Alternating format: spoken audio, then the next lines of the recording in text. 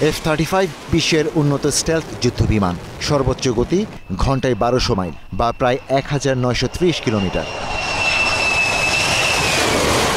মধ্যপ্রাচ্যের বড় শক্তি সৌদি আরব দীর্ঘদিন ধরেই যুক্তরাষ্ট্রের কাছ থেকে F-35 কেনার আগ্রহ দেখাচ্ছে। যুক্তরাষ্ট্রের লকহিড মার্টিন কোম্পানি এটি তৈরি করে। প্রতিটির দাম কমপক্ষে $10 কোটি, অর্থাৎ প্রায় 122 কোটি টাকা। মিত্র দেশগুলো ছাড়া এখনও কারো কাছে F-35 বিক্রি করেনি যুক্তরাষ্ট্র। মঙ্গলবার হোয়াইট হাউসে বৈঠকে বসবেন প্রেসিডেন্ট ডোনাল্ড ট্রাম্প ও সৌদি ক্রাউন প্রিন্স মোহাম্মদ বিন সালমান। এই বৈঠকে হতে পারে রিয়াদ ওয়াশিংটন প্রতিরক্ষা চুক্তি, যার আওতায় সৌদি আরব হতে পারে F-35 এর অধিকারী সেই বিরল দেশ। সৌদি আরব তার আকাশ প্রতিরক্ষায় F-35 পেলে মধ্যপ্রাচ্যের সামরিক ভারসাম্যে ঘটবে এক নতুন মেরুকরণ। যা নিয়ে এরই মধ্যে সরব ইসরায়েল। তেল আবিবের শঙ্কা, এতে তাদের নিরাপত্তা ঝুঁকি বাড়বে। তাই রিয়াদ উন্নত অস্ত্র পেলে ইসরায়েলের স্বার্থ যাতে সুরক্ষিত থাকে, ওয়াশিংটনের কাছে সেই আবদার জানিয়েছে তেল আবিব। আছে সৌদি ইসরায়েল কূটনীতিক সম্পর্ক স্বাভাবিক করার দাবিও। ধারণা করা হচ্ছে মোট 48টি জঙ্গি বিমান কিনতে কয়েক বিলিয়ন ডলার খরচ করতে যাচ্ছে রিয়াদ।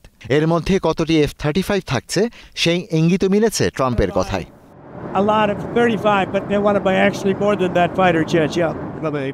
এর আগে তুরস্ক যুক্তরাষ্ট্রের F-35 কেনার আগ্রহ দেখায়। তখন এক কঠোর বিরোধিতা করেছিল ইসরায়েল। তবে সৌদির ক্ষেত্রে সেই বিরোধিতার রেশ খানিকটা কম। মধ্যপ্রাচ্যের আরেক দেশ সংযুক্ত আরব আমিরাতের মতো সৌদিও যদি আব্রাহাম অ্যাকর্ডসে সই করে, তাহলে ইসরায়েল মহা খুশি হবে। তখন F-30 নিয়েও তাদের কোনো আপত্তি থাকবে না। আব্রাহাম চুক্তির আওতায় ইসরায়েলের সাথে সম্পর্ক স্বাভাবিক করেছে সংযুক্ত আরব আমিরাত। ট্রাম্পও আশা করেন সৌদি আরব শীঘ্রই আব্রাহাম চুক্তিতে যোগ দেবে। তবে সৌদি বলছে ফিলিস্তিন রাষ্ট্র প্রতিষ্ঠার নিশ্চয়তা পেলেই কেবল তারা আব্রাহাম অ্যাকর্ডসে যোগ দেবে।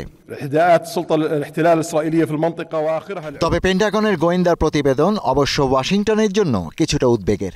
এতে সতর্ক করা হয়েছে রিয়াদ F-35 এর মালিক হলে এই প্রযুক্তি চীনের হাতে পড়তে পারে।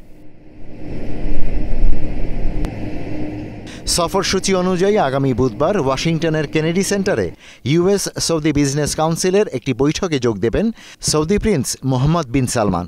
সেখানে যুক্তরাষ্ট্রের বড় প্রতিষ্ঠানগুলোর প্রধান নির্বাহীদের সঙ্গে তার সাক্ষাতের কথা রয়েছে। 2018 সালে ইস্তানবুলের সৌদি দূতাবাসে সাংবাদিক জামাল কাশোগিকে হত্যার পর সৌদি যুবরাজ সালমানের এটাই প্রথম যুক্তরাষ্ট্র সফর। Ishtiaq Hossain, star news.